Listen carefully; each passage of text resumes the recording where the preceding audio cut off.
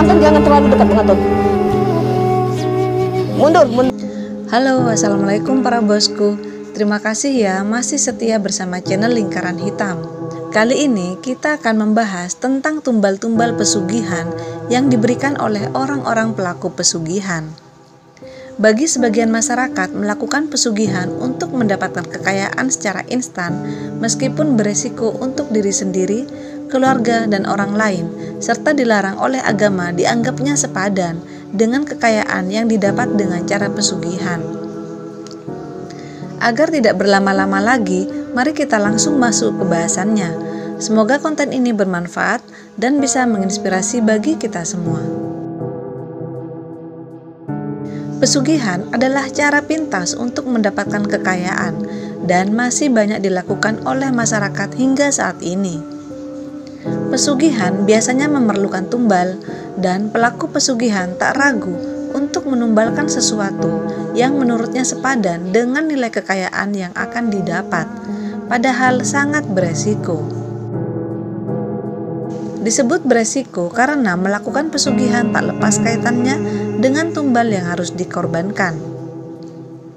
Tumbal ini merupakan bagian bayaran yang setimpal atas hasil dari perjanjian mereka.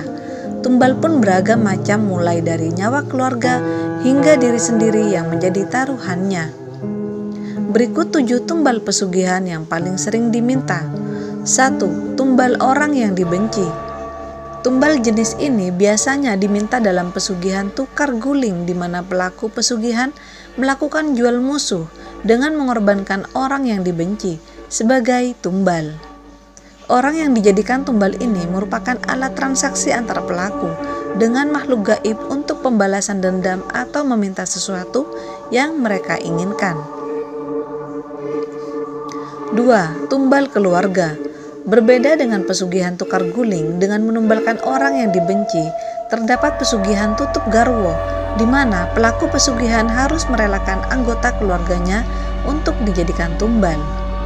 Mereka bisa istri, suami, hingga anak pun juga bisa dikorbankan, tergantung dari apa yang diminta sebelumnya oleh sang jin penguasa. Dengan tega mengorbankan orang terkasih, konon imbalan dari tumbal ini bernilai sangat besar.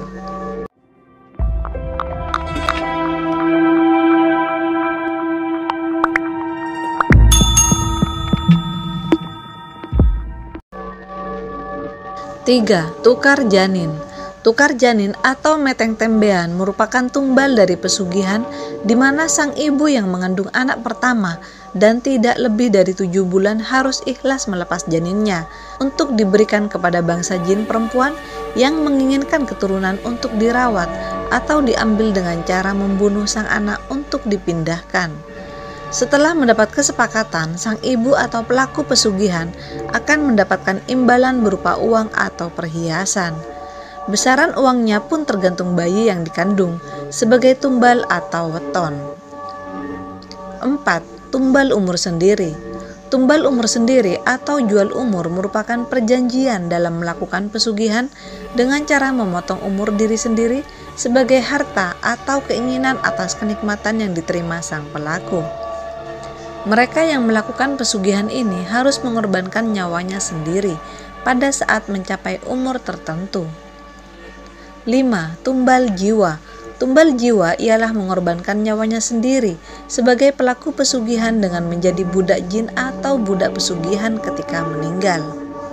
Dalam arti lain, dia akan menjadi milik bangsa jin dan menjadi tawanan yang kekal. Mereka yang melakukan pesugihan akan melakukan ritual yang di dalamnya terdapat perjanjian, salah satunya meminta jiwa sebagai tumbal sebagai kematian. 6. Tumbal jual diri. Dalam melakukan kesepakatan dengan bangsa jin untuk mendapatkan kekayaan atau hal yang lain yang diinginkan, pelaku pesugihan harus rela disutubuhi dengan menjual dirinya kepada makhluk gaib. Bahkan dalam beberapa kasus, pesugihan jenis ini harus dilakukan dengan menikahi jin melalui sebuah ritual. Apabila sang pelaku pesugihan tidak melaksanakan tugas sesuai apa yang sudah disepakati sebelumnya, maka nyawa akan berada dalam ancaman dan menjadi taruhannya.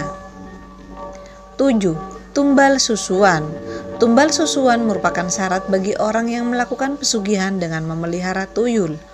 Tuyul yang dipelihara kemudian akan menghasilkan uang bagi sang tuan dengan mengambil nominal tertentu sesuai kesepakatan sebelumnya.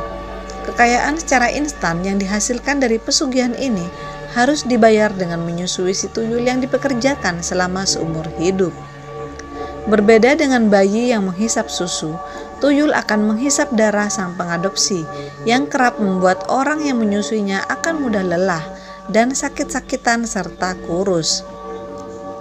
Jika sang tumbal menolak, maka dia telah melanggar perjanjian dan seluruh harta dalam sekejap akan hilang.